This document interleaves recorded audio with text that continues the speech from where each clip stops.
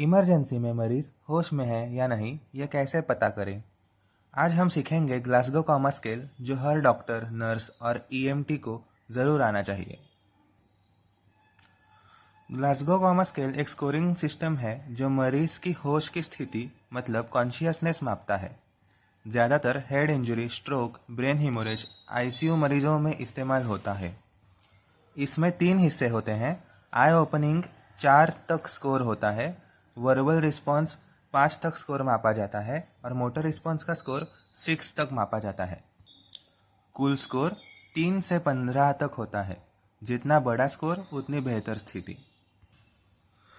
अगर score 15 out of 15 है तो मरीज नॉर्मल और फुल्ली कॉन्शियस होता है। अगर स्कोर 13 to 14 है तो माइल्ड हेड इंजरी इंडिकेट करता है। 9 to 12 is moderate head injury और 3 to 8 score severe coma suggest करता है, मतलब आईसीयू रिस्क हो सकती है, पेशेंट को इंट्यूबेशन ज़रूरी हो सकता है। अब हम चालू करेंगे आई ओपनिंग से। आई ओपनिंग को E4 स्कोर दिया जाता है अगर अपने आप मरीज़ आँख खोलता है, मतलब स्पॉन्टेनियसली। E3 अगर आवाज़ देने पर आँख खोलता है, मतलब E3 is to speech. E2 मतलब दर्द पर आँख खोलता है, मतलब टू पेन। और E1 इज़ नो रिस्पॉन्स, आँखें नहीं खोलता। अब इसमें E1 ज़्यादा गंभीर परिस्थिति होती है। तो इसमें 4 कंपोनेंट्स ही है। E4 is spontaneous, E3 to speech, E2 to pain, E1 no response. फिर से एक बार, spontaneous, to speech, to pain, no response. इसको ऐसे याद रख सकते हैं कि हमें 4 आँखें होती हैं, इसलिए इसका आँखों का स्कोर 4 होता है। और इसमें E4 मतलब तुरंत आँखें खोलता है। फिर आँखों के नीचे हमारा मुंह होता है, तो E3 मतलब स्पीच देने पर, आवाज़ देने पर आँख खोलता है। फिर बाद में पेन और नो रिस्पॉन्स। अब हम वर्बल रिस्पॉन्स देखेंगे, जिसको 5 तक मापा जाता है। ये देखता है मरीज़ बोलने या संवाद में कितना सक्षम है। V5 मतलब ओरिएंटेड, सही उत्तर देता है मरीज़ को व्यक्ति, स्थान और समय का पता होता है। उदाहरण, नाम पूछने पर सही बताता है और कहाँ है ये भी बताता है पेशेंट। V4 मतलब पेशेंट कंफ्यूज होता है, भ्रमित बातें करता है, बात करता है पर सही नहीं बता पाता। इसमें पेशेंट नाम बता सकता है अपना, पर जगह या समय में गड़बड़ होती है।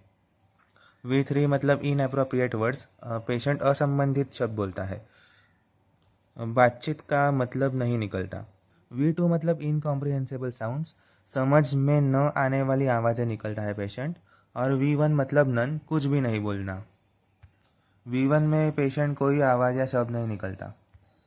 सो हम फिर से देखेंगे। V5 मतलब oriented, V4 confuse, V3 inappropriate words, V2 incomprehensible sounds और V1 नन।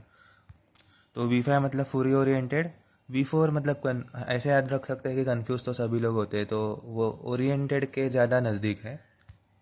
और V3 मतलब इनएप्रोप्रिएट वर्ड्स तो ज़्यादातर कोई बोलता नहीं, पर फिर भी कंफ्यूज के थोड़ा नीचे इनएप्रोप्रिएट वर्ड्स होता है V3। और V2 तो मतलब जानवरों जैसी आवाज़ें तो नहीं निकालते ज़्यादातर, इसलिए V2 मतलब इनकॉम्प्रिहेंसिबल साउंड्स और V1 मतलब नन, ऐसे याद रख सकते हैं। अब हम मोटर रिस्पॉन्स देखेंगे। इसका स्कोर 6 तक मापा जाता है। M6 मतलब ओबेस कमांड, पेशेंट आदेश मानता है। मरीज़ को अगर कहा जाए हाथ उठाओ या आँख खोलो तो वो सही आदेश मानता है। M5 मतलब लोकलाइजेस पेन, दर्द की जगह पर हाथ ले जाता है। जब दर्द दिया जाए, जैसे नाखून दबाना या स्टर्नम पर दबाना, तो मरीज दर्द वाली जगह पर हाथ ले जाकर धकेलता है या हाथ हटाने की कोशिश करता है। M4 विड्रॉस फ्रॉम पेन, दर्द से हाथ या पैर पीछे खींचता है। दर्द देने पर मरीज हाथ या पैर को दूर खींच लेता है, लेकिन दर्द की जगह पर हाथ नहीं ले जा सकता। मतलब पेशेंट को दर्द का एहसास है, पर उतनी पर्पसफुल रिस्पॉन्स नहीं होती है। M3 मतलब एबनॉर्मल फ्लेक्शन, असामान्य मोड़ना, दर्द देने पर मरीज हाथ को मोड़ता है, फ्लेक्स करता है, कलाई और उंगलियां मुड़ जाती हैं, पैर भी मोड़ सकते हैं। ये गंभीर brain damage, corticospinal tract injury का संकेत है। M2 मतलब एबनॉर्मल एक्सटेंशन, असामान्य सीधा करना, दर्द देने पर मरीज हाथ सीधा कर लेता है, सब बाहर की ओर फैल जाता है, मतलब एक्सटेंशन होता है, कलाई और उंगलियां उल्टी दिशा में मुड़ती हैं। पैर भी सीधे तन जाते हैं। ये और भी गंभीर ब्रेन स्टेम डैमेज का संकेत है।